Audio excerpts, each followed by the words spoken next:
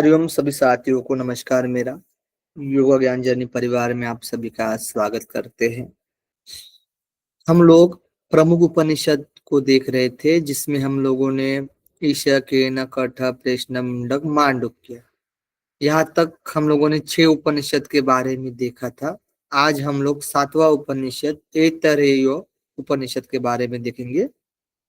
ऐतरेय उपनिषद में जो 3 अध्याय का वर्णन किया गया है और 3 अध्याय में 5 खंड के बारे में बताया गया है। पहले अध्याय में 3 खंड की चर्चा मिलती है, दूसरे अध्याय में 1 खंड की चर्चा मिलती है और तीसरे अध्याय में 1 खंड की चर्चा मिलती है। इस तरीके से 5 खंड के बारे में बताया गया है प्रमुख उपनिषद में। और ये ऐतरेय उपनिषद ऐसा उपनिषद है जो कि ऋग्वेद से संबंधित है। ऋग्वेद से संबंधित ऐतरेय उपनिषद है, जिसमें ऋग्वेद के कहा गया कि ऋग्वेद के जो ऐतरेय आरण्यक है, ऐतरेय आरण्यक, उसके दूसरे आरण्यक में जो चौथा, पांचवा और छठवां अध्याय है, चौथा, पांचवा, छठवां अध्याय, ठीक है, यानी ये 3 जो अध्याय है, इसी को ऐतरेय उपनिषद नाम से कहा गया है, क्योंकि उसमें उन 3 अध्यायों में ब्रह्म विषयक विद्या की प्रधानता बताई गई, यानी ब्रह्म विद्या की प्रधानता के बारे में बताया गया है। इसीलिए इसको उपनिषद में रखा गया है ना। वो जो भाग है, चौथा, पांचवा और छठवां भाग को। ओके, शुरू करते हैं। 5 खंड में सबसे पहला खंड देखते हैं प्रथम अध्याय में, ठीक है। तो देखिए, पहले खंड में पहले मंत्र में क्या कहा गया है कि ओम इस परमात्मा नाम को उच्चारण करके उपनिषद का आरंभ करते हैं। कोई भी उपनिषद की शुरुआत होती है तो वो ओम से शुरू होती है, ठीक है। यह जगत यानी प्रकट होने से पहले एकमात्र परमात्मा ही था। तो जगत प्रकट होने से पहले क्या था? तो एकमात्र परमात्मा ही था, उसके सिवा दूसरा कोई भी चेष्टा करने वाला नहीं था। और उस परम पुरुष परमात्मा ने निश्चय ही लोकों की रचना की। इस प्रकार विचार किया, यानी जगत के पहले क्या था बताइए? पहले परमात्मा पहले परमात्मा क्या था? परमात्मा था। ब्रह्म परमात्मा परमात्मा था, ठीक है। और परमात्मा में विचार आया जगत की उत्पत्ति करने का, ठीक है। जगत उत्पत्ति करने का, उत्पत्ति करने का विचार आया, है ना। देखिए, अब कहा गया है कि उसने अंब यानी ध्रुवलोक तथा उसके ऊपर के लोग जो है उसको अंब बोलते हैं, ठीक है। मरीचि यानी कि अंतरिक्ष लोक, और मर यानी कि मृत्यु लोक, जो पृथ्वी लोक भी संबंधित बोलते हैं हम लोग, है ना, मृत्यु लोक। और आप यानी जल, पृथ्वी के नीचे का लोक, इन सब लोकों की रचना की, ठीक है। और द्युलोक, स्वर्गलोक से ऊपर के लोक, उनका आधारभूत द्युलोक, वे सब अंब के नाम से कहे गए। जो ऊपर वाले जो जिसका आधार रूप है जो द्युलोक, वो अंब के नाम से कहे गए। अंतरिक्ष अंतरिक्ष लोक जो है वो मरीचि है। और पृथ्वी ही क्या है? मृत्यु लोक नाम से कही गई है, जो नीचे नीचे भीतरी भागों में आप यानी नीचे भीतरी भागों में आप यानी जल के नाम से कहे गए हैं, ठीक है। पाताल आदि जो भी लोग है, तो इसमें सबसे पहले किन किन लोगों की उत्पत्ति होती है, ठीक है। तो सबसे पहले किन लोगों की उत्पत्ति होती है? उत्पत्ति तो बताया गया है। सबसे पहले कौन सा लोक है बताइए? अंबा। अम्बरी अंबा अंबा यानी 2 लोग या उससे ऊपर के लोग कह गए हैं, द्युलोक, है ना, द्युलोक। अंबा यानी द्युलोक। नंबर दूसरा, दूसरा किस लोक की उत्पत्ति की? दूसरा यानी मरीचि। मरीचि अंतरिक्ष। मरीचि, मरीचि यानी अंतरिक्ष। अंतरिक्ष, अंतरिक्ष लोक, अंतरिक्ष लोक। तीसरा, तीसरा कौन सी लोक की उत्पत्ति की? मर, मृत्यु लोक। मर यानी मृत्यु लोक, मर यानी मृत्यु लोक के नाम से कही गई है। ठीक है, यह पृथ्वी जो मृत्यु लोक, मर यानी मृत्यु लोक, मर मृत्यु लोक। ठीक है, जो पृथ्वी।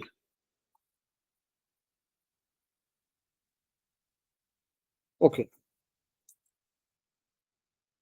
ओके, और चौथा लोक कौन सा बताया गया है? जल, आप। आप, आप, आप यानी जल, जल यानी पाताल लोक। जो पाताल लोक, स्थूल पाताल आदि लोक, पाताल लोक, पाताल। इसमें किनको किन्हीं को कंफ्यूजन है बताइए? ओके, क्लियर है? अंबा, मरीचि, मर और आपस। अंबा एकदम ऊपर हो गया, मरीचि यानी बीच वाला हो गया, उसके नीचे मर लोग और उसके भी नीचे जल, आप लोग। ओके, चलिए रुपेंद्र जी कुछ कहना है आपको? सर ऐसे जनरली भाषा में जल का अर्थ अगर देखेंगे ना पर्यायवाची में तो आब होता है। हाँ, और ये आप बोल रहे हैं तो थोड़ा सा मेरे को इसमें थोड़ा क्लियर कर दीजिए ना। आप, आप ही है कि आप, आब है? आप। ठीक है सर। ठीक है, आप यानी जल। ओके, चल।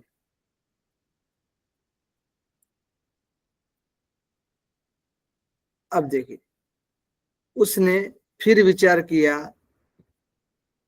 कि ये तो लोक यानी लोकपाल, लोकपाल की भी रचना मुझे अवश्य करनी चाहिए। लोक तो कर लिए, लोकों को तो उत्पन्न कर लिया, अब लोको पालों की भी रचना अवश्य करनी चाहिए। तो यह विचार करके उसने जल से ही हिरण्यगर्भ पुरुष को निकाल कर उसे मृत्यु मूर्तिमान बनाया। बहुत ही अच्छा है आपका, मतलब ऐतरेय उपनिषद में बताया गया है, बहुत ही अच्छा कि जगत की उत्पत्ति किस तरीके से हुई है ना।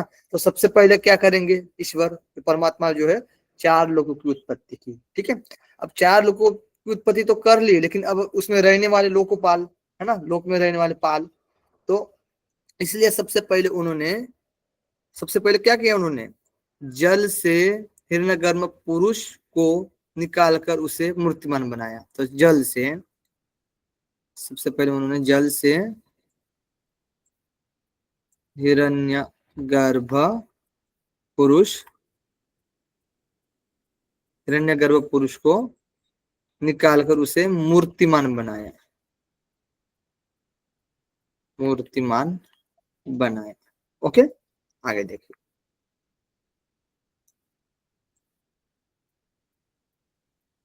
उस हिरण्यगर्भ रूप पुरुष को लक्ष्य करके संकल्प रूप तप किया।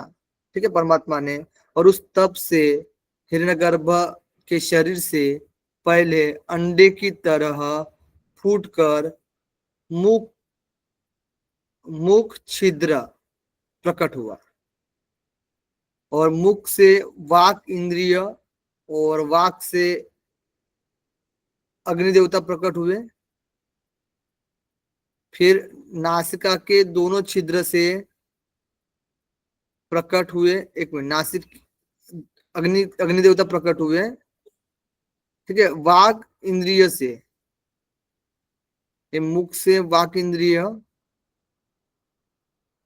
मुख छिद्र प्रकट हुआ। ठीक है, फिर मुख से वाक इंद्रिय, वाक इंद्रिय इंद्रियों से अग्नि देवता प्रकट हुए। वाक इंद्रियों से कौन से देवता प्रकट हुए? अग्नि देवता प्रकट हुए। फिर नासिका दोनों छिद्र प्रकट हुए, और नासिका छिद्रों से प्राण उत्पन्न हुआ, और प्राण से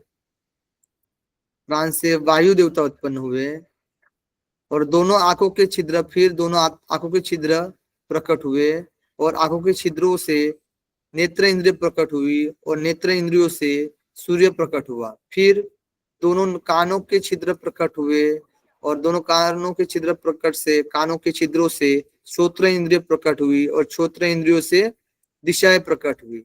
फिर त्वचा प्रकट हुआ और त्वचा से रोम उत्पन्न हुए और रोम से औषधि वनस्पति प्रकट हुई। और फिर हृदय प्रकट हुआ और हृदय से मन का आविर्भाव हुआ, मन उत्पन्न हुआ और उस मन से चंद्रमा उत्पन्न हुए, यानी चंद्रमा देवता उत्पन्न हुए।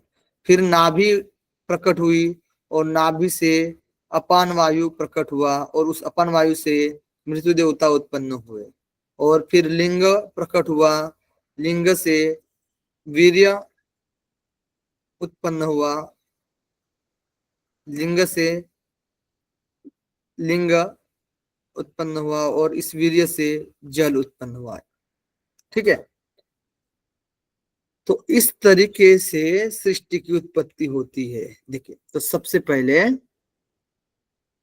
हिरण्यमय गर्भ, हिरण्य गर्भ पुरुष को परमात्मा ने, तो देखिए यहाँ पर जो हम लोग थे, तो सबसे पहले जो परमात्मा ने ना हिरण्य गर्भरूप पुरुष को लक्ष्य बनाया। क्या बनाया? लक्ष्य बनाया। और लक्ष्य बनाते हुए उन्होंने संकल्प से क्या किया? तप किया। ठीक है, संकल्प से तप किया, संकल्प रूप तप किया। ठीक है, तप किया और तप से हिरण्य गर्भ के शरीर से अंडे की तरह फूटकर मुख शरीर प्रकट हुआ। तो तप किया और तप से अंडे की तरह, इसी तप से अंडे की तरह फूटकर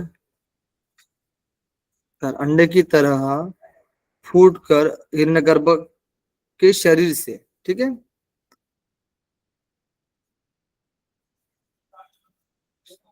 हिरण्य गर्भ के शरीर से ठीक है, गर्भ के शरीर से अंडे की तरफ फूटकर सबसे पहले क्या किसकी उत्पत्ति होती है? बताइए। सबसे पहले मुख छिद्र निकला। हाँ, मुख छिद्र की उत्पत्ति होती है ना। मुख छिद्र की उत्पत्ति होती है और इस मुख छिद्र की उत्पत्ति होती है, प्रकट होते हैं। और मुख छिद्र से क्या होती है? वाक इंद्रिया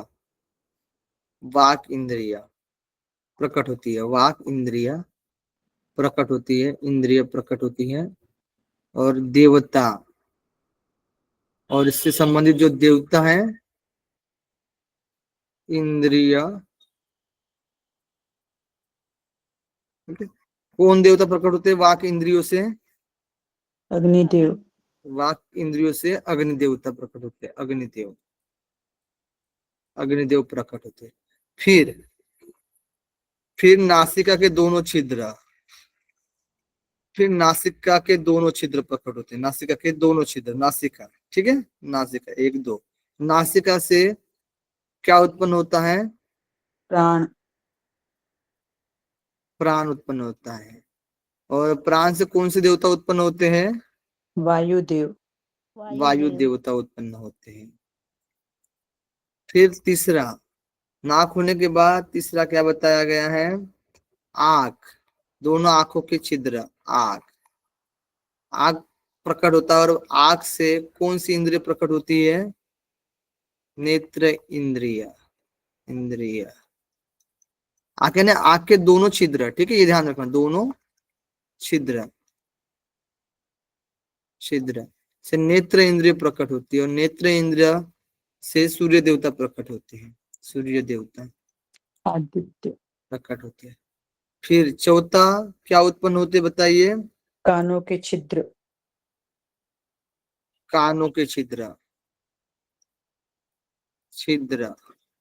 प्रकट होते हैं। और कानों के छिद्र से कौन सी इंद्रिय प्रकट होती है? श्रोतेंद्रिय।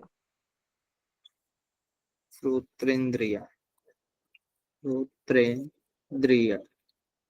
और सोतेंद्रिय से कौन से देवता प्रकट होते हैं?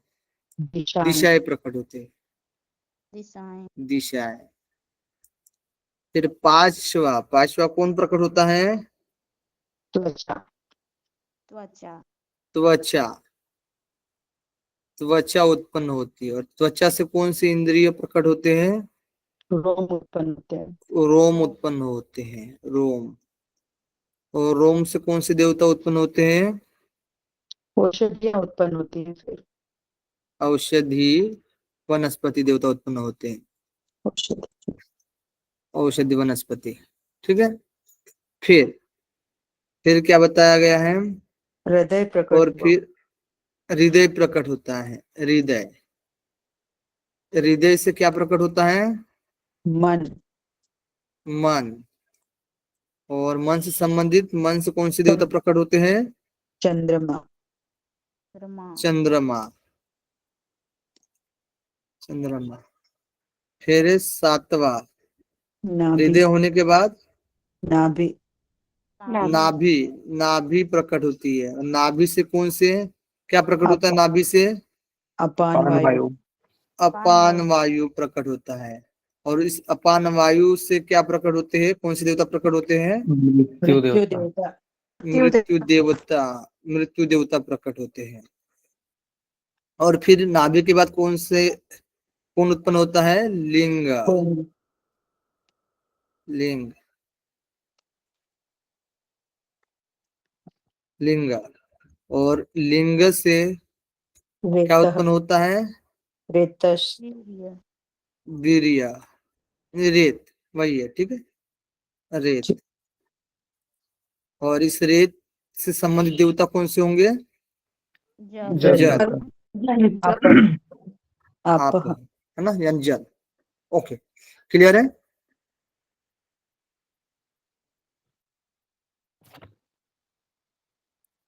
ओके, किन्हीं को इसको डाउट है तो बताइए।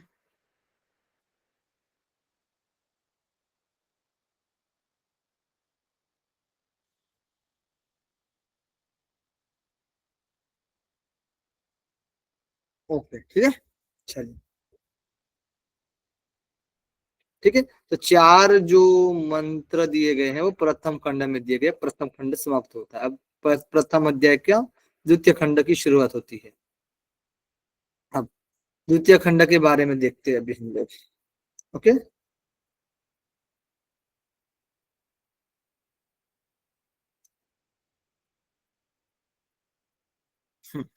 अब बताया गया है द्वितीय खंड में, वे सृष्टा यानी परमात्मा द्वारा रचे हुए ये सब देवता, अग्नि आदि देवता, जो संसार रूप में महान समुद्र में प्रापतन यानी आपड़े, यानी तब परमात्मा ने उस समस्त देवताओं के समुदाय को भूख और प्यास से युक्त कर दिया, है ना। जो अग्नि आदि देवता जो है उनके लिए तो कुछ चाहिए ना भाई, इस संसार में उत्पत्ति तो कर लिए, लेकिन फिर तो ये महान समुद्र में आप मतलब रहे करके, है ना। तो इसके लिए उनके लिए भूख और प्यास युक्त कर दिया गया। ठीक है। और वे सब अग्नि आदि देवता इस परमात्मा से बोले कि हमारे लिए एक एक ऐसे स्थान की व्यवस्था कीजिए जिसमें हम स्थित रहकर हम लोग अन्न भक्षण कर सके। बराबर है ना, मतलब हम एक तरीके से तृप्त हो सके, है? इसलिए एक ऐसा स्थान की योजना करें। तो यहाँ पर लिखते हैं, तो देवता के लिए, देवताओं के लिए किसकी उत्पत्ति की, ये बताइए। गाय, भूख और प्यास, भूख है और ना, प्यास, भूख और प्यास, भूख और प्यास की व्यवस्था की।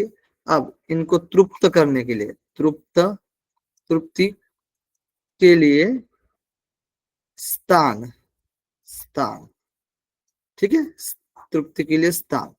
अब स्थान में बताते हैं, आगे बढ़ते हैं। अब उन देवताओं के लिए गौ का शरीर लाए। उसे देखकर उन्होंने कहा कि हमारे लिए पर्याप्त नहीं है ना। पहले गौ का शरीर, लेकिन हमारे लिए पर्याप्त नहीं। इस प्रकार अनेक कहने पर परमात्मा ने उनके लिए घोड़ों का शरीर यानी अश्व लाए। फिर उन्होंने कहा कि ये भी नहीं हमारे लिए पर्याप्त है। ठीक है, तो सबसे पहले स्थान स्थान स्थान यानी शरीर, शरीर है ना, रहने के लिए सबसे पहले कौन सा शरीर लाए बताइए, मतलब कौन सा शरीर परमात्मा ने दिया था गौ का सबसे शरीर। पहले? गौ का। गौ।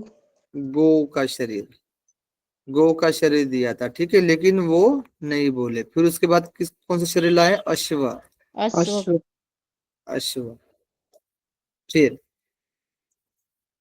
फिर तब परमात्मा ने उनके लिए मनुष्य शरीर लाए, और वे अग्नि आदि सब देवता बोले बस यह बहुत सुंदर बन गया है, समूचे ही मनुष्य शरीर परमात्मा की सुंदर रचना है। फिर उन सब देवताओं से कहा कि तुम लोग अपने अपने योग्य आश्रमों में प्रविष्ट यानी प्रविष्ट हो जाओ, है ना। उसके बाद कौन सा शरीर लाए? मनुष्य शरीर। मनुष्य शरीर, मनुष्य शरीर। तो खुश हो गए देवता, है ना। मनुष्य मूर्ति कैसी सुंदर है ना, तो खुश हो गए देवता। देवता क्या हो गए फिर? हाँ, खुश हो गए, ये पर्याप्त है। ठीक है। अब अग्नि देवता वाक इंद्रिय बनकर मुख में प्रविष्ट हो गया, है ना। अग्नि देवता फिर क्या किया? वाक अ, वाक इंद्रिय बनकर, अग्नि देवता जो है वो वाक इंद्रिय बनकर मुख में प्रविष्ट हो गया। वायु देवता प्राण बनकर नासिका क्षेत्रों में प्रविष्ट हो गया। सूर्य देवता चक्षु या नेत्र इंद्रिय बनकर आंखों के गोलों में प्रविष्ट हो गया। दिशाओं के अभिमानी देवता श्रोत्र इंद्रिय बनकर कानों में प्रविष्ट हो गए। औषधि और वनस्पतियों की अभिमानी देवता जो रोए बनकर त्वचा में प्रविष्ट हो गए। और चंद्रमा मन बनकर हृदय में हृदय में प्रविष्ट हो गया। ठीक है, मन हृदय में प्रविष्ट होता है मन बनकर। और मृत्यु देवता अपान वायु बनकर नाभि में प्रविष्ट हो गया। मृत्यु देवता नाभि में रहते हैं। ठीक है, जो अपान वायु बनकर। और जल का अभिमानी देवता वीर्य बनकर लिंग में प्रविष्ट हो गया। ओके, हाँ, तो ये लिखने की जरूरत है क्या? मैंने तो लिख लिया पहले से, जी है सर, ना। एक बार और बता जो दीजिए बिल्कुल। एक बार और बताएं, ठीक है। हाँ, तो सबसे पहले अग्नि देवता, इंद्रिय इंद्रिय और स्थान। ओके, हाँ। सबसे पहले जो देवता है वो कौन से देवता है बताइए? अग्निदेव। अग्निदेव। अग्निदेव, अग्निदेव क्या बनकर प्रविष्ट वाक हुए? कहाँ पर प्रविष्ट हुए? वाक बनकर वाक इंद्रिय बनकर किसमें प्रविष्ट मुख हो गए? मुख में। मुख में मुख में। प्रविष्ट हो गए। फिर दूसरे देवता कौन से हैं? वायु। वायुदेव। वायुदेव। वायुदेव कौन सी इंद्रिय बनकर कहाँ प्रविष्ट हुए? प्राण बनकर नासिका। प्राण बनकर नासिका में नासिका प्रवेश। क्षेत्र में। नासिका में प्रविष्ट हो गए। फिर तीसरे देवता कौन से हैं? सूर्यदेव। देव। सूर्य देवता कौन से इंद्रिय बने? नेत्र। नेत्र इंद्रिय बनकर कहाँ प्रविष्ट हो गए? आंखों के गोलक में। गोला में। आंखों के गोला में। फिर चौथे देवता कौन से बने? दिशाओं के देवता। दिशा देवता। दिशाओं के देवता क्या बने श्रोत्र थे? श्रोत इंद्रिय। श्रोतेंद्रिय। सही है ना। कान वाला भी छोड़ दिए क्या आप लोगों ने? वही तो कान में प्रवेश करेंगे अच्छा, सर। कान, अच्छा, ओके ओके ओके। कान में प्रवेश कर। श्रोत्र इंद्रिय, दिशाओं के देवता क्या बने? श्रोत्र इंद्रिय बनकर, श्रोत्र इंद्रिय बनकर कानों में कानों प्रवेश होते हैं, प्रवेश। ठीक है, और फिर पांचवा बताइए। औषधि और वनस्पति के देवता। औषधि और वनस्पति के अभिमानी देवता, औषधि और वनस्पति पति के देवता क्या बने? रोए बनकर। रोए, रोए रोए बनकर त्वचा में प्रविष्ट हो गए। त्वचा में। त्वचा में प्रवेश किए। फिर 6 नंबर कौन से देवता हुए? चंद्रदेव। चंद्र देवता, चंद्रमा देवता क्या बने? मन बनकर हृदय में हृदय में। प्रवेश हुए। हृदय में प्रविष्ट हो गए। फिर 7वें देवता मृत्यु देवता। मृत्यु देवता। मृत्यु देवता कौन क्या बने? अपान वायु अपान बनकर, वायु। अपान वायु बनकर कहाँ नाभि में। पर प्रवेश हुए? नाभि में। नाभि में। 8 नंबर, 8 देवता के बारे में चर्चा है ना। तो अब लास्ट वाला कौन से देवता है? जल का देवता। जल के देवता क्या बने? वीर्य बनकर, वीर्य बनकर। वीर्य बनकर कहाँ प्रवेश किए? लिंग में प्रविष्ट किए। लिंग में प्रवेश किए। Very good, okay, clear. ये एग्जाम में आता है, ठीक है। जी। आगे बढ़ते हैं। उस परमात्मा से भूख प्यास ये दोनों बोली कि हमारे लिए भी व्यवस्था कीजिए, है ना। भूख प्यास भी तो बोलेंगे ना भाई, हमारे लिए भी व्यवस्था करिए। तो यह सुनकर उनसे कहा कि तुम दोनों को मैं इन सब देवताओं में भागीदारी देता हूँ, है ना।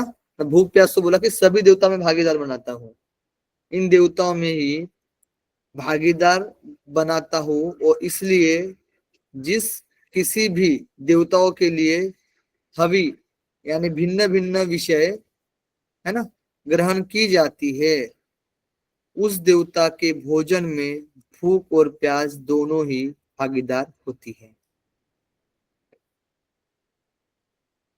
यानी कि भूख और प्यास, भूख और प्यास बोले कि हमारे लिए स्थान, स्थान, स्थान, ठीक है। तो सभी देवताओं में, सभी देवताओं में, सभी देवताओं में भागीदारी, भागीदारी। अब किस तरीके से भागीदारी है? जो इंद्रियों के द्वारा जो विषय ग्रहण किया जाता है, इंद्रियों के द्वारा जो विषय ग्रहण किया जाता है वही तो भूख है ना, ठीक है। यानी वही तो आहार ग्रहण करे, कोई भी ग्रहण करे यानी आहार ले रहे, हम लोग बोलते ना प्रत्याहार। तो इंद्रियों के लिए क्यों बोला जाता है प्रत्याहार? तो उनके द्वारा जो विषय ग्रहण कर रहे हैं, तो ये भी आहार की तरह ही है। जो हम लोग पेट में जो हम लोग भोजन लेते हैं, उस तरीके से आंखों से भी कोई विषय ग्रहण कर रहे हैं, है ना, उसका दिमाग में कुछ चला रहे हैं। कानों से भी कुछ विशेष हम लोग सुन रहे हैं, कहीं ना कहीं ग्रहण कर रहे हैं ना हम लोग, है ना। तो वो भी भूख और प्यास से संबंधित होता है विषय। तो इंद्रियों के द्वारा जो विषय ग्रहण किया जाता है उसी रूप में भूख प्यास और प्यास, ठीक है। समझ में आया? कोई दिक्कत इसमें? ओके, आरती जी, मीनाक्षी जी, ओके। आगे देखिए, ज्योति जी, आभा जी, रुपेंद्र जी, हेमलता जी, सब लोग थम करें। संगमित्रा साहू जी। द्वितीय खंड भी समाप्त होता है, ठीक है। अब तृतीय खंड के बारे में चलते हैं, देखते हैं तृतीय खंड।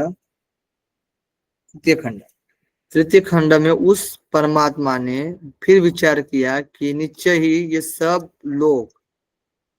लोग और लोकोपाल, लोग के जो पाल है रचे गए हैं। अब इनके लिए अन्नम मुझे अन्न की सृष्टि करनी चाहिए। अब अन्न की सृष्टि करते हैं, ठीक है। लोक और लोकों के पाल हो गए, लोक हो गए, चार जो लोग देखे थे हमने, लोकपाल हो गए, पाल कितने पढ़ता थे लोकपाल बताइए? 8। जो देवता, जो 8। देवता है ना वही है लोकपाल, 8 सर। देवता 8। है ना, 8 देवता वही लोकपाल है, ध्यान रखना आप लोग, ठीक है। अब अन्न, अन्न की सृष्टि करनी चाहिए, तो अब जो है अन्न की सृष्टि करते हैं, सृष्टि। ओके, देखिए उस परमात्मा ने जलों को यानी पांचों सूक्ष्म महाभूतों को तपाया और संकल्प द्वारा उनमें क्रिया उत्पन्न की, और उन तपे हुए सूक्ष्म पांच भूतों से मूर्ति उत्पन्न हुई, और वे निश्चय ही या जो वह मूर्ति उत्पन्न हुई वही अन्न है, ठीक है। तो देखिए सबसे पहले इस अन्न की सृष्टि के लिए किसकी उत्पत्ति हुई? मूर्ति की, मूर्ति की उत्पत्ति है ना, अन्न की सृष्टि के लिए मूर्ति। अब उसके लिए सबसे पहले उन्होंने जलों को तपाया, है ना, यानी उन्हीं पांच सूक्ष्म महाभूतों को तपाया। सबसे पहले पंच महाभूत को तपाकर क्या बनाया उन्होंने बताइए? मूर्ति बनाई, और यही मूर्ति क्या है बताइए? अन्न है। अन्न है।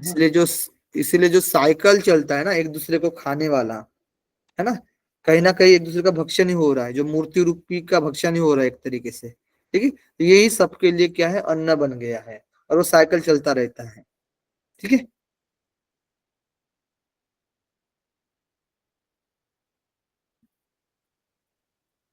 विमुख होकर, अब पुरुष से विमुख होकर भोग भागने की चेष्टा करने लगा, तब उस पुरुष ने वाणी द्वारा ग्रहण करने की इच्छा की। यानी अब विमुख होकर भागने की चेष्टा करने लगा, यानी अन्न की बात की गई, मूर्ति की बात की गई, जो मूर्ति रूपी जो अन्न बनाया है ना, अब वो विमुख होकर भागने की चेष्टा करने लगा, दूर भागने की चेष्टा करा, खत्म हो रहा हूं ना मैं, ठीक है। तो दूर भागने की चेष्टा की, तो फिर पुरुष के द्वारा क्या किया गया है? उस पुरुष के द्वारा जो बनाया गया था उसके द्वारा फिर वाणी के द्वारा ग्रहण करने की कोशिश की उस अन्न को, उस पंचमहाभूति पंचमहाभूत मूर्ति रूपी अन्न को वाणी के द्वारा ग्रहण करने की इच्छा की, लेकिन वाणी द्वारा ग्रहण नहीं किया कर पाए। फिर उसको, उस अन्न को वाणी द्वारा ग्रहण ग्रहण कर सकता है, तो अब मनुष्य अवश्य ही अन्न का वर्णन करके ही तृप्त हो जाता है। सही बात है ना, समझिए कि वाणी के द्वारा समझिए वो अन्न को ग्रहण कर लेता तो बोलकर ही तो भूख मिट जाती। सही बात है या नहीं, है क्या नहीं? तो इसीलिए तो वाणी के द्वारा ग्रहण करने में नहीं आया। उस अन्न को प्राण इंद्रियों के द्वारा पकड़ना चाहा, प्राण इंद्रियों के द्वारा पकड़ना चाहा, परंतु उसको मतलब वही प्राप्त नहीं हुआ, और घ्राण इंद्रियों द्वारा नहीं पकड़ सका, है ना, घ्राण इंद्रियों द्वारा नहीं पकड़ सका।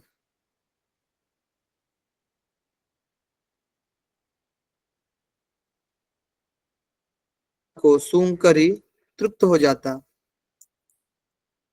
तो प्राण इंद्रियों के द्वारा पकड़ना चाहा, लेकिन उसको घ्राण इंद्रियों द्वारा भी नहीं पकड़ में आया, ठीक है। तो सबसे पहले वाणी द्वारा, क्या है? वाणी द्वारा अन्न को पकड़ना चाहा, लेकिन पकड़ने में आया क्या बताइए? नहीं आया। पकड़ में नहीं आया।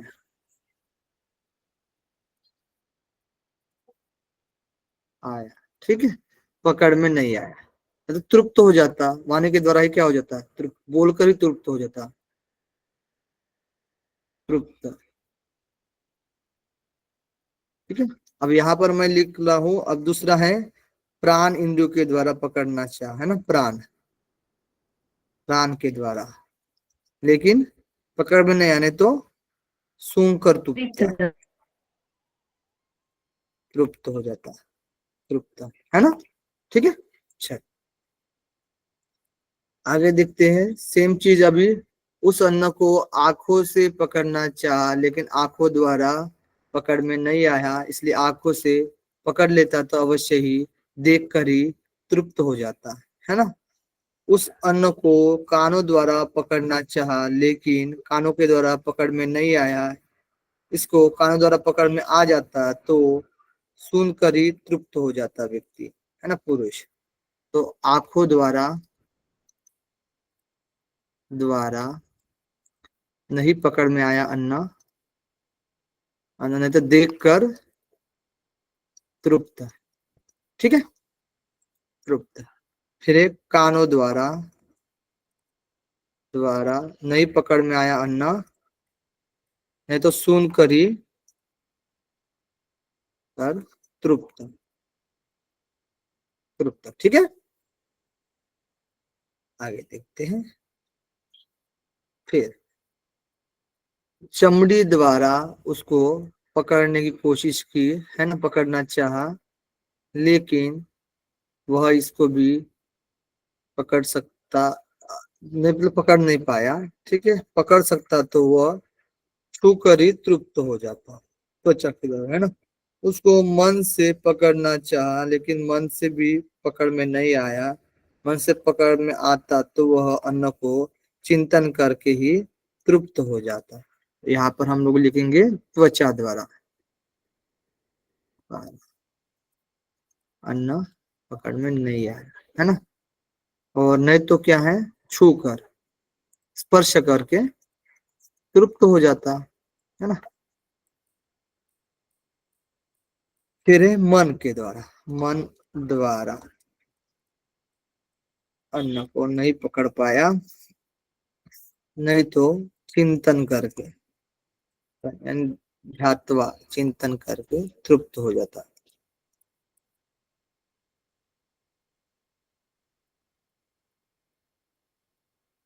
उस अन्न को उपस्थ के द्वारा ग्रहण करना चाहा, उसको उपस्थ के द्वारा भी नहीं पकड़ सका, नहीं समझ लीजिए पकड़ता, है ना, लिंग के द्वारा पकड़ता तो फिर अवश्य ही अन्न का त्याग करके तृप्त हो जाता, है ना। त्याग करके भी तृप्त हो जाता ना, पकड़ में आता तो त्याग करके, तो लिंग द्वारा अन्न को नहीं पकड़ में आया था, लिंग द्वारा अन्न नहीं पकड़ में आया, नहीं तो त्याग करके, अन्न त्याग करके तृप्त, त्याग करके तृप्त हो जाता, है ना। आगे आगे उस अन्न को अपान वायु के द्वारा ग्रहण करना चाहा, इस बार उसने ग्रहण कर लिया, बताइए, अपान वायु द्वारा। और अपान वायु ही अन्न का ग्रह अर्थात ग्रहण करने वाला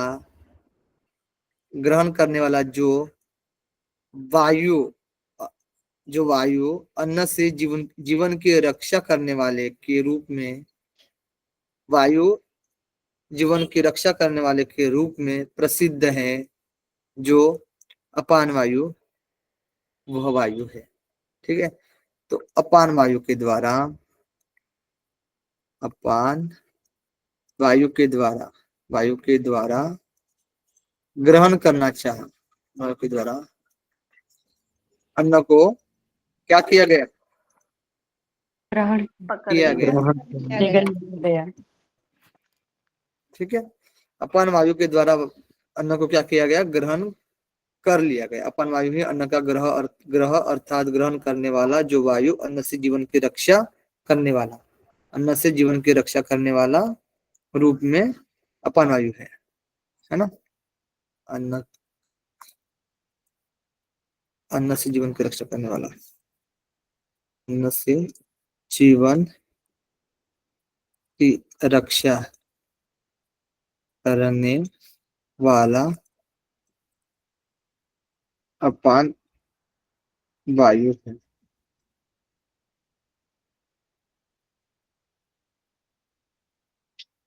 उस सृष्टि के रचयिता परमेश्वर ने सोचा कि निश्चय ही यह मेरे बिना किस प्रकार रहेगा, है ना। यह सोचकर पुनः विचार किया कि यदि वाचा यानी इस पुरुष ने मेरे बिना ही केवल वाणी द्वारा बोलने की क्रिया कर ली, तो और घ्राण इंद्रियों द्वारा सूंघने की क्रिया कर ली, नेत्र इंद्रिय द्वारा देखने की क्रिया कर ली, श्रोत्र इंद्रिय द्वारा सुन लिया, स्पर्श इंद्रिय द्वारा स्पर्श कर लिया, त्वक इंद्रियों द्वारा स्पर्श कर लिया, मन के द्वारा मनन कर लिया, अपान द्वारा अन्न ग्रहण आदि अपान संबंधित क्रिया कर ली, है ना। शिश्न द्वारा मूत्र वीर्य का त्याग कर लिया, तो फिर मैं कौन हूँ? यह सोचकर उसने इस विचार किया कि पैर और मस्तक कतरेन यानी पैर और मस्तक, इन दोनों में से किस मार्ग से मुझे इसमें प्रवेश करना चाहिए। तो परमात्मा ने विचार किया, परमात्मा ने विचार किया कि कि मेरे बगैर तो ये काम नहीं करेंगे ना, है ना। तो मेरे बगैर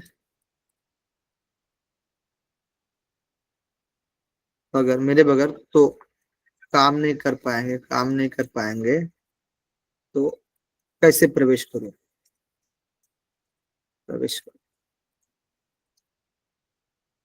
है ना।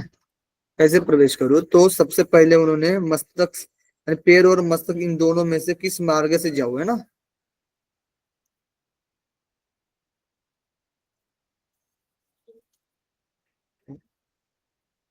और मस्तक किस मार्ग से जाऊं से, ठीक है। तो उसने इस मनुष्य शरीर की सीमा को चीरकर इसके द्वारा उस जीव शरीर में प्रवेश किया। वह द्वार विद्रुति नाम से प्रसिद्ध है। वही यह आनंद देने वाला प्राप्ति यानी ब्रह्म प्राप्ति का द्वार है। उस परमेश्वर के तीन आश्रय, तीन स्वप्न है, और यह हृदय गुहा एक स्थान है, यह परम धाम दूसरा स्थान है, और यह तीसरा स्थान है संपूर्ण ब्रह्मांड, यानी यह संपूर्ण ब्रह्मांड तीसरा स्थान है। देखिए, तो सबसे पहले परमात्मा कहाँ से प्रवेश किया? विद्रुति सीमानम, विद्रुति नाम, विद्युत नाम से प्रसिद्ध है, ठीक है। विद्युति से प्रसिद्ध मतलब प्रवेश किया, जो कि आनंद को देने वाला विद्युति, ठीक है।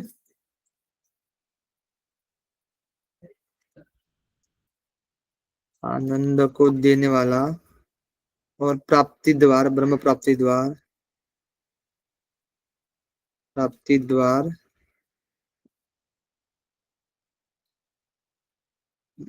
उस परमेश्वर के तीन आश्रय स्थान, ठीक है। तीन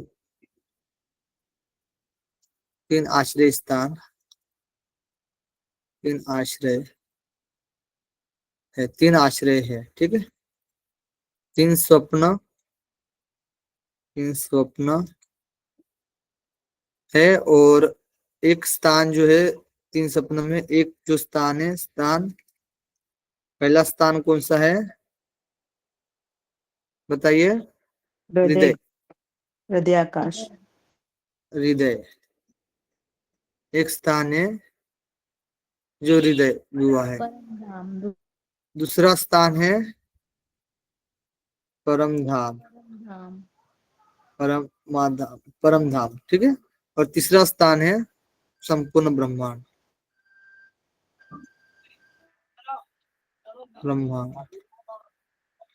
ठीक है। ये दूसरा, ये तीसरा, ओके।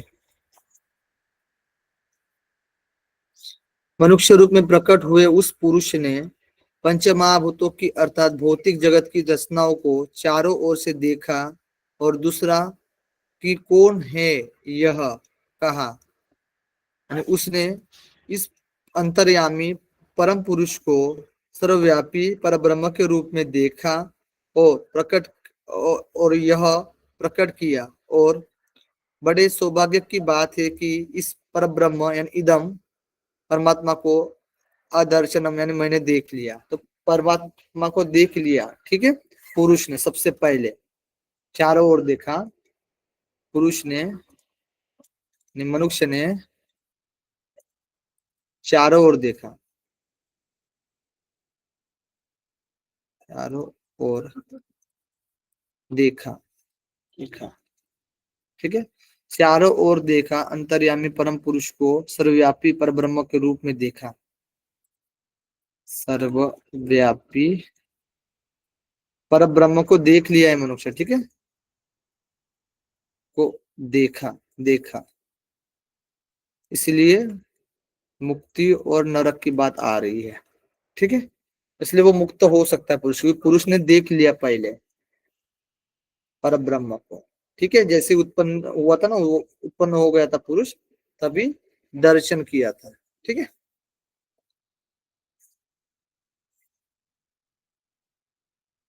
इसलिए वह इदंद्र नाम वाला है।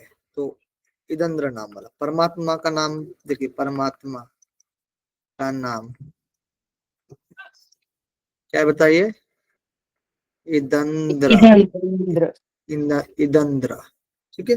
यानी इंद्रद्रम नाम, वह इदंद्र नाम वाला ही है। इदंद्र यानी होते हुए ही उस परमात्मा को परोक्ष भाव से यानी गुप्त नाम से इंद्र यो पुकारते हैं, ठीक है। परोक्ष भाव से गुप्त नाम से, गुप्त नाम से इंद्र पुकारते हैं। इंद्र, इंद्र, इंद्र पुकारते हैं। देवलोक परोक्ष प्रिय मानो परोक्ष भाव से कही हुई बातों को पसंद करने वाले होते हैं। और परोक्ष प्रिय यानी देवता लोग मानो परोक्ष भाव से कही हुई बातों को ही पसंद करने वाले होते हैं, ठीक है। इस तरीके से तृतीय खंड समाप्त होता है और प्रथम अध्याय समाप्त होता है। अभी द्वितीय अध्याय और प्रथम खंड और तृतीय अध्याय के प्रथम खंड के बारे में हम लोग देखेंगे अभी, ठीक है। तो द्वितीय अध्याय के प्रथम खंड में किसकी चर्चा की गई है देख लेते हैं। सबसे पहले देखिए, तो यहाँ से हमें शुरुआत करनी थी। द्वितीय अध्याय का प्रथम खंड में, प्रथम अध्याय में सृष्टि की उत्पत्ति का क्रम और मनुष्य शरीर का महत्व बताया गया था। यह बात भी संकेत से कही गई थी कि जीवात्मा इस शरीर में परमात्मा को जानकर कृत्य हो जाता है, यानी हो सकता है। अब इस शरीर की अनित्यता दिखाकर वैराग्य उत्पन्न करने के लिए इस अध्याय में मनुष्य शरीर की उत्पत्ति का वर्णन किया गया है। यानी इस शरीर की अनित्यता, यानी वो नित्य नहीं है, ठीक है। और इनसे वैराग्य करना है, आसक्ति नहीं रखनी है, ठीक है।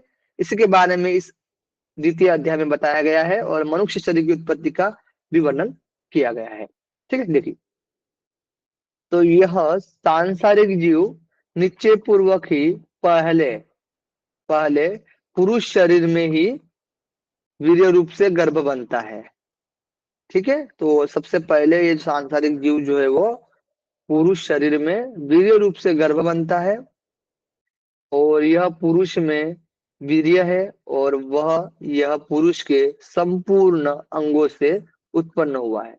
वीर्य जो है वो संपूर्ण अंगों से ही उत्पन्न हुआ है, वीर्य। और तेज है, वही तेज है।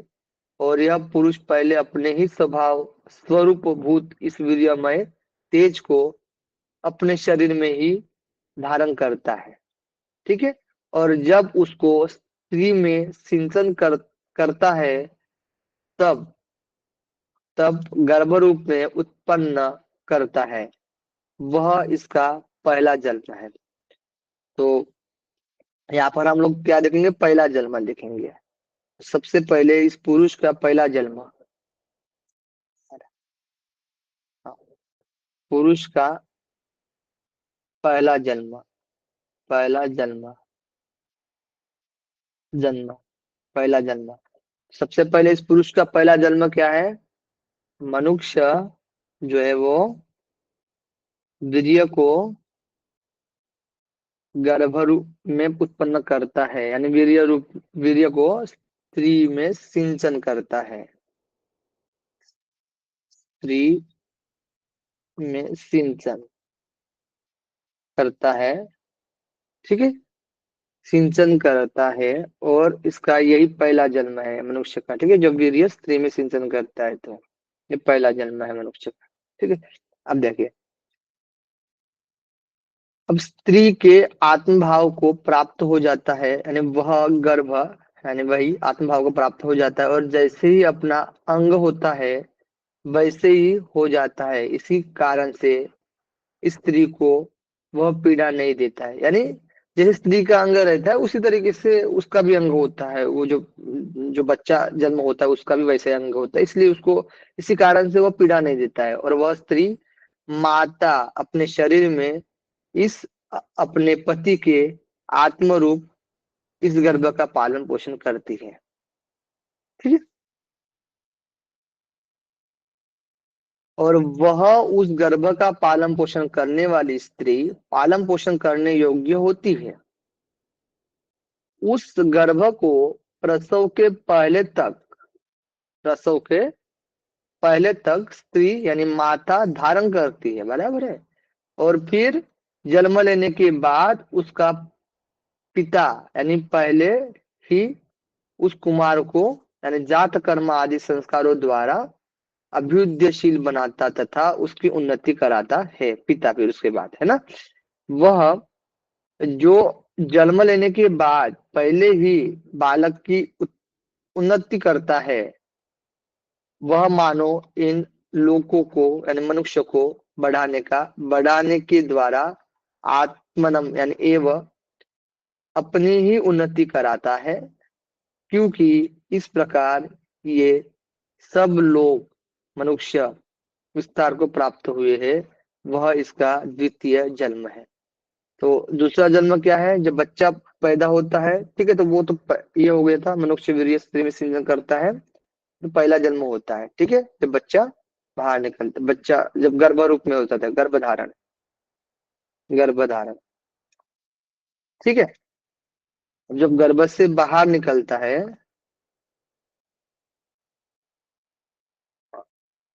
बच्चे का जन्म, दूसरा जो है वो बच्चे का जन्म होने के बाद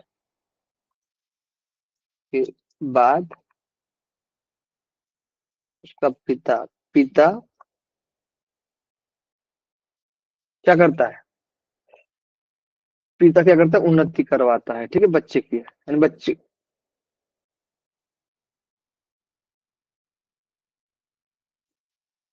उन्नति कराता है, उन्नति कराता है। यही क्या है? दूसरा जन्म है, दूसरा जन्म।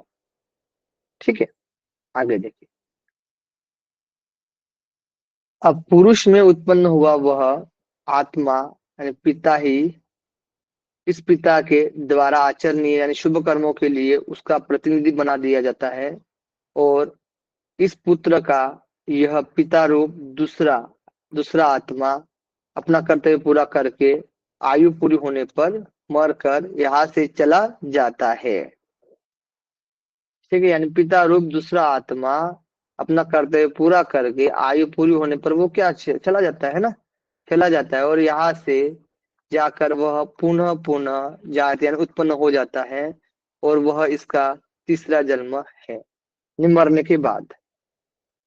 ठीक है, मृत्यु के बाद, मृत्यु मृत्यु के बाद दूसरा जन्म जन्म लेना, ये क्या है? तीसरा जन्म है। ठीक है, पहला गर्भधारण, गर्भ के बाहर दूसरा, और उसके बाद कर्तव्य पूर्ण होने के बाद, सारी चीजें होने के बाद तीसरा, जब मरने के बाद जन्म लेता है तब वो तीसरा जन्म होता है। ठीक है, मृत्यु के बाद। ठीक है, तीसरा जन्म। ओके, अब वही बात यानी इस प्रकार ऋषि द्वारा कही गई है मैंने गर्भ में रहते हुए ही इन देवताओं के बहुत से जन्म को भली भांति जान लिया। मतलब ऋषि द्वारा भी बताया गया है कि मैंने मतलब कुछ ऋषियों के द्वारा जन्म में गर्भ में ही क्या है कि बहुत से देवताओं को जन्म में ही भली भांति जान लिया, और तत्व ज्ञान होने से पूर्व मुझे सैकड़ों लोहे के समान कठोर शरीरों ने अवरुद्ध कर रखा था। बताइए, अवरुद्ध करके रखा था, और अब मैं बाज पक्षी की भांति वेग से उन सबको तोड़कर उनसे अलग हो गया हूँ। गर्भ में ही सोए हुए वामदेव ऋषि ने उक्त प्रकार से बात कही गई। वामदेव ऋषि, पता है वामदेव ऋषि ने जो है ना, वामदेव जो ऋषि थे, वामदेव ऋषि ये ना गर्भ में ही अपने पूर्व जन्म के बारे में देख लिए थे, जान लिए थे। ठीक है, वामदेव ऋषि ने गर्भ में ही बहुत से जन्म को जान लिए थे। ओके, इस प्रकार जन्म जन्मांतर के रहस्य को जानने वाला यह वह वामदेव ऋषि इस शरीर का नाश होने पर संसार के ऊपर उड़ गया और ऊर्ध्वगति के द्वारा उस परम धाम में समस्त कामनाओं को प्राप्त करके अमृत हो गया। ठीक है, तो जानने के बाद शरीर का नाश होने पर संसार के ऊपर उड़ गया और ऊर्ध्वगामी होकर उस परम धाम में कामनाओं को प्राप्त करते हुए अमृत हो गया। ठीक है, यानी मुक्त हो गया।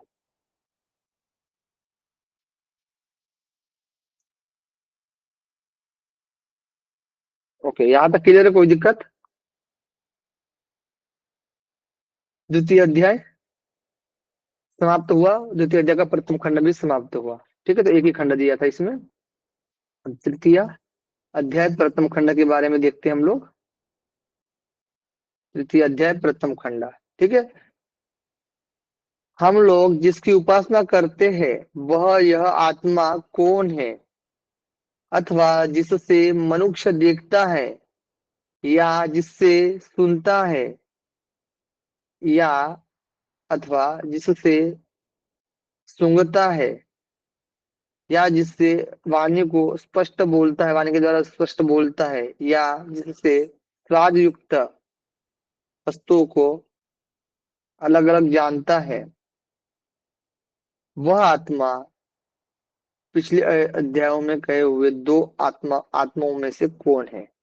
आत्माओं में से वह कौन है? ठीक है, हम लोग जिसकी उपासना करते हैं यह आत्मा कौन है, अथवा जिससे मनुष्य देखता है, सुनता है ना।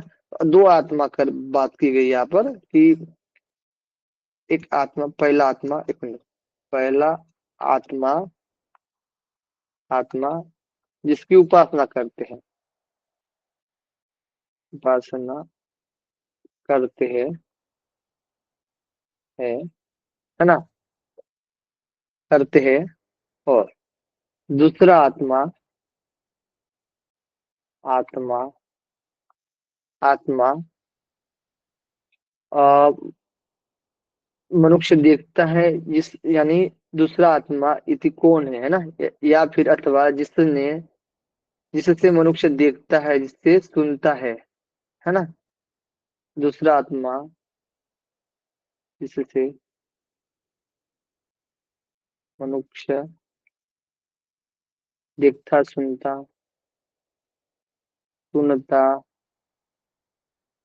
देखता है, सुनता है, सूंघता है, बोलता स्वाद लेता है।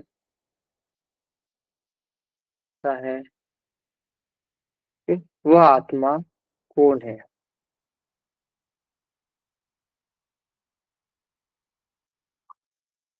वह आत्मा कौन है? ठीक है, चल, तो ये प्रश्न है। देखिए, तो जो हृदय है यही मन है। जो सम्यक ज्ञान शक्ति यानी सम्यक ज्ञान शक्ति, आज्ञा देने की शक्ति, विभिन्न रूपों से जानने की शक्ति, तत्काल जानने की शक्ति, धारण करने की शक्ति, देखने की शक्ति, धैर्य, बुद्धि, मनन शक्ति, स्मृति शक्ति, संकल्प,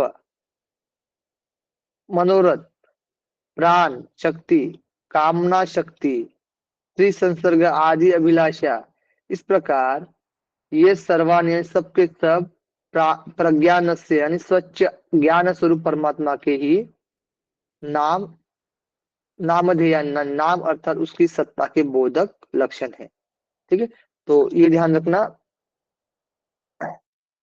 ये IMP क्या है बताइए? IMP यानी इम्पोर्टेंट है। IMP संज्ञानम, आज्ञानम, विज्ञानम, प्रज्ञानम, ये सब क्वेश्चन आता है। ठीक है, तो सब लिख लेते हैं। परमात्मा के बोधक लक्षण, परमात्मा के बोधक लक्षण। ठीक है, तो सबसे पहले मुझे बताइए, सबसे पहला लक्षण क्या है बताइए?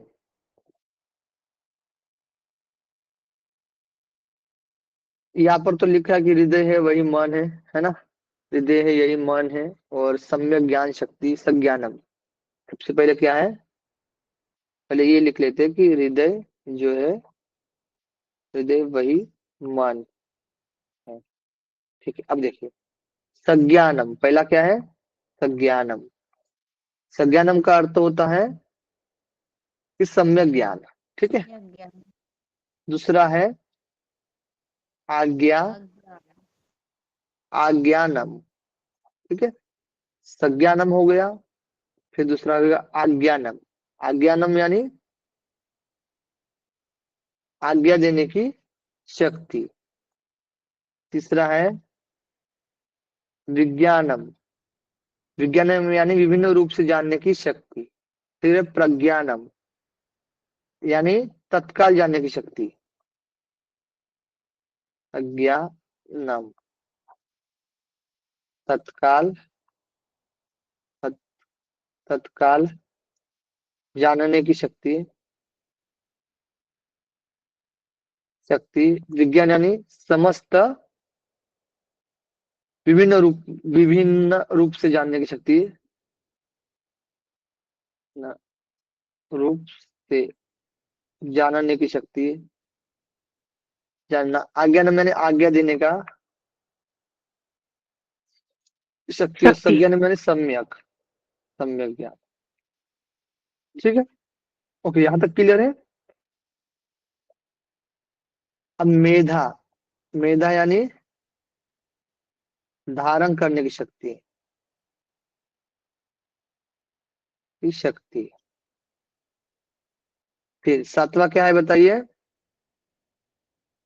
दृष्टि, दृष्टि दृष्टि यानी देखने की शक्ति। आठवां है धैर्य। छठवां होता सर, क्या? छठवा है सर, छठवा और सर। दृष्टि, दृष्टि हो गया छठवां, देखने की शक्ति। सातवां हो गया धैर्य, धैर्यता। फिर है मति। आठवां क्या है? मति यानी बुद्धि, बुद्धि। और नौवां क्या है बताइए? मनीषा, जु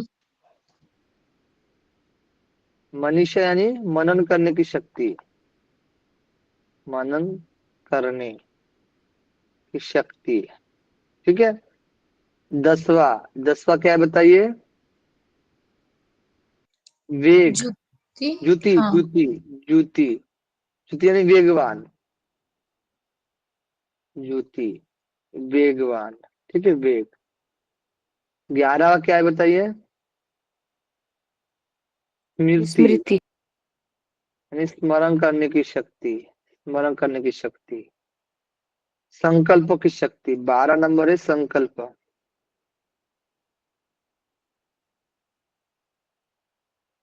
हम्म, 12 नंबर है संकल्प, संकल्प, संकल्प की शक्ति। तेरा है क्रतु, क्रतु यानी मनोरथ शक्ति, मनोरथ, ठीक है, मनोरथ शक्ति। 14 है असु यानी प्राण शक्ति, असु यानी प्राण शक्ति, प्राण शक्ति। 15वां है कामना की शक्ति, काम। 16वां स्त्री संसर्ग आदि, वश, वश यानी स्त्री संसर्ग आदि, सॉरी, स्त्री संसर्ग आदि की अभिलाषा, वश, ठीक है। इस प्रकार एतानी सर्वाणी, सब के सब क्या है, प्रज्ञान से यानी सच्चे ज्ञान स्वरूप परमात्मा के ही नामधेय, सबके सब क्या है, प्रज्ञान से, ये सब, ठीक है, ये सब प्रज्ञान से है, ठीक है। ओके, कोई दिक्कत इसमें? आगे देखते हैं। सज्ञानम, आज्ञानम, विज्ञानम, प्रज्ञानम, मेधा, दृष्टि, धैर्य, मति, मनीषा, ज्योति, स्मृति, ज्योति यानी विवेक, संकल्प, कृतु यानी मनोरथ, असु यानी प्राण शक्ति, काम शक्ति, वश यानी स्त्री संसर्ग आदि की अभिलाषा, ठीक है। ओके, क्लियर है? चलिए आगे देखते हैं। यह ब्रह्मा है, यह इंद्र है, यही प्रजापति है, यह यानी ये सर्वे समस्त देवा, देवता तथा पृथ्वी, वायु, आकाश, आप, तेज, इस प्रकार पंच यानी पंच महाभूत, शुद्र मिश्रानी इव यानी छोटे छोटे मिले हुए, सबसे बीजानी, बीज रूप, समस्त प्राणी, इतरानी इनसे भिन्न यानी दूसरे, अंडजानी यानी अंड से उत्पन्न, कोई अंड से उत्पन्न हो सकता है या कोई डायरेक्ट, ठीक है, ठीक है, हाँ, यानी गर्भ से, हाँ, होने वाले, और जेर से, और जारू जानी यानी जेर से उत्पन्न होने वाले, तथा स्वेदा जानी यानी पसीने से उत्पन्न होने वाले, तथा जमीन फोड़ कर उत्पन्न होने वाले, तथा घोड़े, गाय, हाथी, मनुष्य, ये सब के सब मिलकर जो कुछ भी यह जगत है, जो भी कोई पाखों वाला, चलने फिरने वाला, नहीं चलने वाला यानी स्थावरम प्राणी समुदाय है, वह सब प्रज्ञान स्वरूप परमात्मा से शक्ति पाकर ही अपने अपने कार्य में समर्थ होने वाले हैं, और उस प्रज्ञान स्वरूप परमात्मा में ही तीर्थ है, लोक, ब्रह्मा, यह समस्त ब्रह्मांड ज्ञान स्वरूप परमात्मा से ही ज्ञान शक्ति युक्त है, प्रज्ञान स्वरूप परमात्मा ही इस स्थिति का आधार है, यह प्रज्ञान ही ब्रह्म है, ठीक है। यह प्रज्ञान ही क्या है, प्रज्ञान ही ब्रह्म है।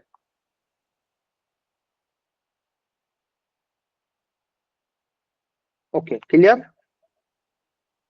आगे देखिए। वह इस लोक से ऊपर उठकर उस परम धाम में इस आत्मना यानी प्रज्ञान स्वरूप ब्रह्म के सहित संपूर्ण कामानंद दिव्य भोगों को प्राप्त होकर वह अमृत अमर हो गया, ठीक है। इस तरह से प्रथम खंड समाप्त होकर तृतीय अध्याय समाप्त होता है, ऋग्वेदीय इतर उपनिषद भी समाप्त होता है। यहाँ तो कोई दिक्कत है बताइए?